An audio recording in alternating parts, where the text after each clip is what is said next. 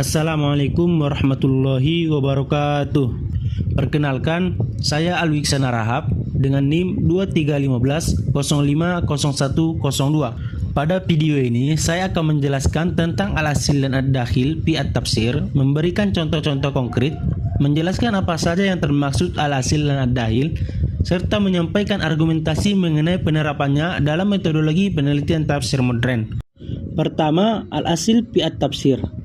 Secara bahasa, al-asil berarti sesuatu yang asli, memiliki asal-usul yang kuat dan dapat dipertanggungjawabkan. Dalam istilah ilmu tafsir, al-asil adalah penafsiran yang memiliki landasan yang sahih, baik bersumber dari Al-Quran, hadis yang sahih, pendapat sahabat, pendapat tabi'in yang valid, maupun ijtihad yang memenuhi kaidah bahasa Arab, usul fikih, dan syariat.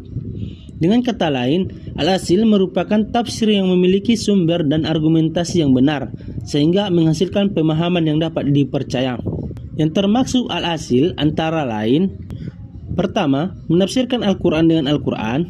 Yang kedua, menafsirkan Al-Quran dengan hadis sahih. Yang ketiga, penafsiran sahabat yang terpercaya. Yang keempat, penafsiran tabi'in yang memiliki dasar kuat. Dan yang terakhir, yang kelima, ijtihad atau tafsir bi'ar-ra'yi yang memenuhi syarat keilmuan. Contoh konkret al-asil adalah penafsiran Al-Maidah ayat 1 yang artinya, dihalalkan bagimu hewan ternak kecuali yang akan disebutkan kepadamu.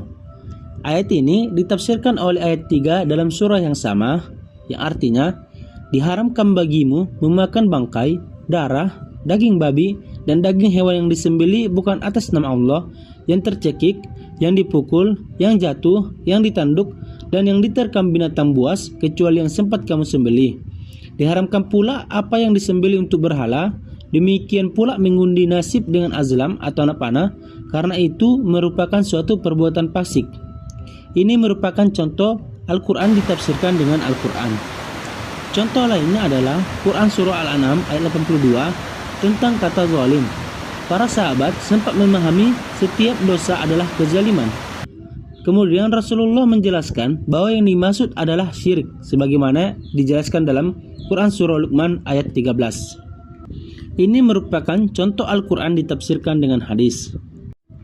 Selanjutnya adalah ad-dakhil fi at-tafsir. Secara bahasa, ad-dakhil berarti sesuatu yang masuk atau menyusup. Dalam ilmu tafsir, ad-dakhil adalah unsur-unsur asing yang masuk ke dalam penafsiran, sehingga mengurangi, bahkan merusak keaslian makna Al-Quran. Tujuan kajian ad-dakhil adalah membedakan mana tafsir yang valid dan mana yang mengandung penyimpangan. Yang termaksud ad-dakhil antara lain: yang pertama, riwayat Israiliyat yang bertentangan dengan Al-Quran dan hadis. Yang kedua, hadis palsu atau hadis yang sangat lemah yang dijadikan dasar tafsir. Yang ketiga, pendapat sahabat atau tabi'in yang tidak valid sanadnya. Yang keempat, penafsiran yang didorong fanatisme mazhab, politik, atau kepentingan tertentu. Yang kelima, penafsiran yang mengabaikan kaidah bahasa Arab dan konteks ayat. Yang keenam, penafsiran yang hanya mengikuti hawa nafsu tanpa dasar ilmiah. Contoh ad-dakhil adalah kisah-kisah Israiliyat yang menjelaskan secara rinci nama anjing Ashabul Kahfi, warna anjingnya, atau ukuran bahtera Nabi Nuh tanpa adanya dalil yang sahih. Riwayat seperti ini tidak dapat dijadikan dasar penafsiran. Contoh lainnya adalah penggunaan hadis palsu untuk menjelaskan keutamaan setiap surah Al-Quran, padahal hadis tersebut tidak memiliki sanad yang dapat dipertanggungjawabkan. Selanjutnya, saya akan menyampaikan argumentasi mengenai penggunaan konsep al-asil dan ad-dakhil dalam metodologi penelitian tafsir modern. Menurut saya, konsep al-asil dan ad-dakhil tetap sangat relevan diterapkan dalam penelitian tafsir modern, baik menggunakan pendekatan semantik, semiotika, maupun hermeneutika. Dalam pendekatan semantik, penelitian mengkaji makna dalam Al-Quran. Namun, hasil analisis semantik tetap harus diverifikasi menggunakan sumber-sumber al-asil agar makna yang diperoleh tidak menyimpang dari konteks wahyu. Dalam pendekatan semiotika, simbol, tanda, dan struktur bahasa Al-Quran dianalisis secara ilmiah. Akan tetapi, apabila analisis simbol dilakukan tanpa memperhatikan hadis, asbabun nuzul, ataupun kaidah tafsir, maka berpotensi menghasilkan penafsiran yang termaksud ad-dakhil.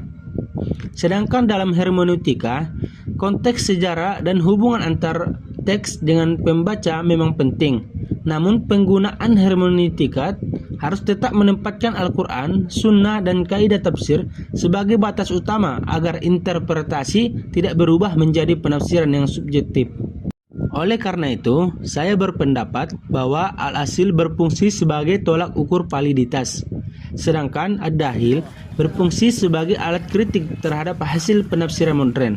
Dengan demikian, metodologi modern dapat dimanfaatkan untuk memperkaya pemahaman Al-Quran, tetapi tetap harus berada dalam koridor sumber-sumber tafsir yang autentik. Sebagai penutup, dapat disimpulkan bahwa al-asil adalah penafsiran yang bersumber dari dalil-dalil yang sahih dan dapat dipertanggungjawabkan. Sedangkan ad-dahil adalah unsur penyimpangan yang masuk ke dalam tafsir melalui riwayat yang tidak valid, hadis palsu, fanatisme, ataupun penafsiran tanpa kaidah ilmiah. Di era penelitian tafsir modern, kedua konsep ini tetap penting agar inovasi metodologi tidak menghilangkan otentisitas makna Al-Quran. Demikian pemaparan saya, semoga bermanfaat. Wassalamualaikum warahmatullahi wabarakatuh.